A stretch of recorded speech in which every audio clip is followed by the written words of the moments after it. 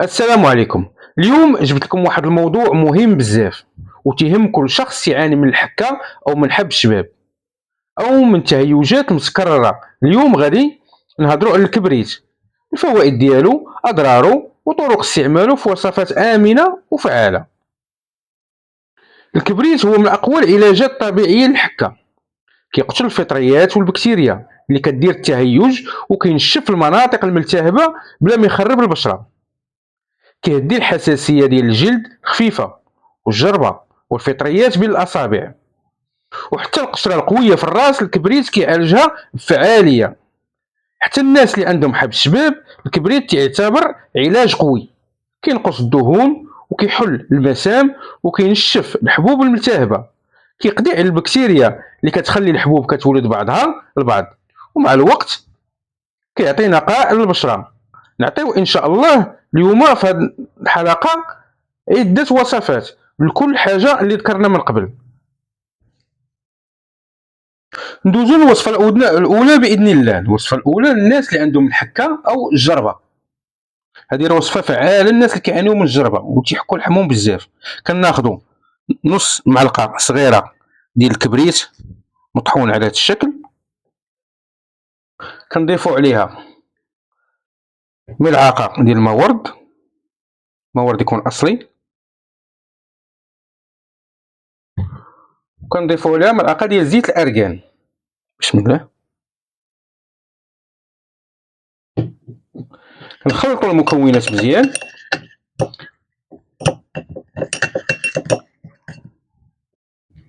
من بعد ما كنخلطوه على هذا الشكل كيولي على هذا الشكل كندهنوه على المكان اللي فيه الحكة بهذه الطريقة هذه.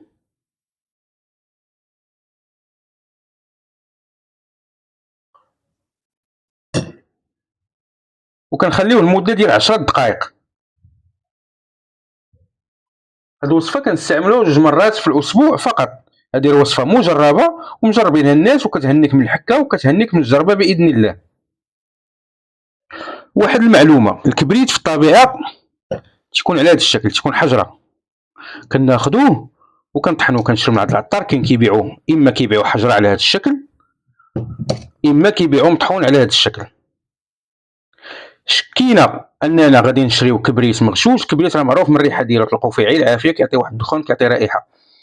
شكينا اننا ناخذو كبريت مغشوش، كنشريوه حجره هك وكنجربوه ديك الساعه، كنشعلو فيه بريكار كيعطي الريحه وكنطحنوه باش العمليه تعطي واحد النتيجه مزيانه. نقدروا ناخذوا شي كبريت مغشوش راه ما يعطينا حتى شي نتيجه. باش وصفه ان شاء الله ديال الجربه وديال الحكه تهناو منها. راه بزاف ديال الادويه ديال الحكه كيصنعوهم غير من الكبريت ومواد اخرى. نعطيناكم الوصفه الفعاله تقدر ان شاء الله تشافوا بها باذن الله 2 مرات في الاسبوع. ديروا على مكان الحكه وان شاء الله راه غادي تشافاو بالشفاء باذن الله. الوصفه الثانيه هي وصفه جيده جدا للناس اللي عندهم حب الشباب، حيت هذه الوصفه كتنشف حب الشباب. المكونات ساهلين، هي عندنا الكبريت، ماء الورد، أركان، وعندنا الطين الأبيض أو الطين الأخضر. ندوزو للطريقة ديال الاستعمال على بركة الله. كناخدو 4 معالق ديال الكبريت المطحون. بسم الله. ملعقة ديال الطين الأبيض أو الطين الأخضر، ملعقة ديال الماء ورد حسب الخليط، يعني المقدار باش نخلطو، وملعقة ديال زيت أركان. تنخلطو الخليط كيولي على شكل كريم. بسم الله وعلى بركة الله.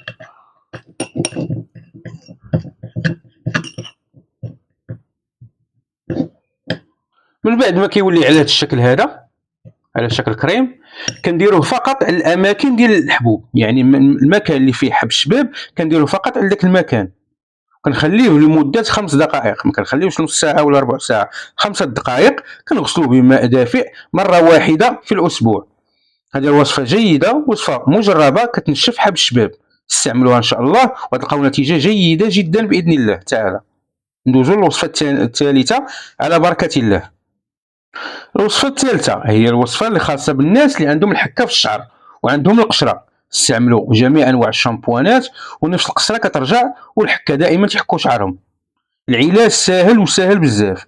كناخذوا كاس ديال الماء بحال هذا، كنضيفوا ليه معلقه صغيره ديال الكبريت، بسم الله وعلى بركه الله، كنحركوه مزيان.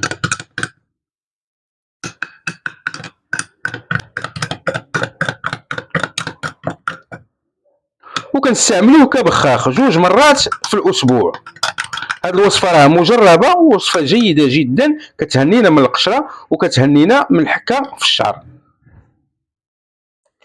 الوصفه الرابعه خاصه بالناس اللي عندهم البشره دهنيه، وصفه كتنقي البشره وكتقلل الدهون. ننتقلوا للمكونات على بركه الله. عندنا الكبريت، النشا، زيت ارغان والمورد. الطريقه باذن الله: نص معلقه كبريت مطحون،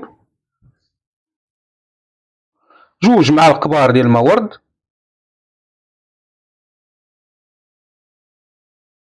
معلقه ديال النشا، ومعلقه ديال زيت الارغان. كنخلطوا الخليط حتى كيولي على شكل كريم، كيولي متجانس، وندوزو للطريقه ديال الاستعمال. من بعد ما كيولي سائل كريمي على هذا الشكل، كندهنوا الوجه كامل. الا كانت البشره دهنيه كنخليوه لمده ديال 10 دقائق وكنغسلوه بماء دافئ. هذه الوصفه كتستعمل مره واحده في الاسبوع. الوصفه فعاله الناس اللي عندهم بشره دهنيه والناس اللي بغات تهنى من المشاكل وتنقي البشره ديالها. مع كل هاد فوائد الكبريت كاين اضرار الا استعملناه بطرق خاطئه. استنشاق الكبريت او البخور اللي فيه الكبريت كيدير تهيج في الرئه، خطير على الناس اللي عندهم الربو والحساسيه. الاستعمال المباشر على البشره الحساسه، كنعاودها كنقول على البشره الحساسه، ممكن يسبب احمرار وحروق لا قدر الله. الريحه ديالو كتسبب دوخه وصداع عند بعض الناس. استعمال كميات كبيره او مبالغ فيها كيقدر يسبب جفاف في البشره.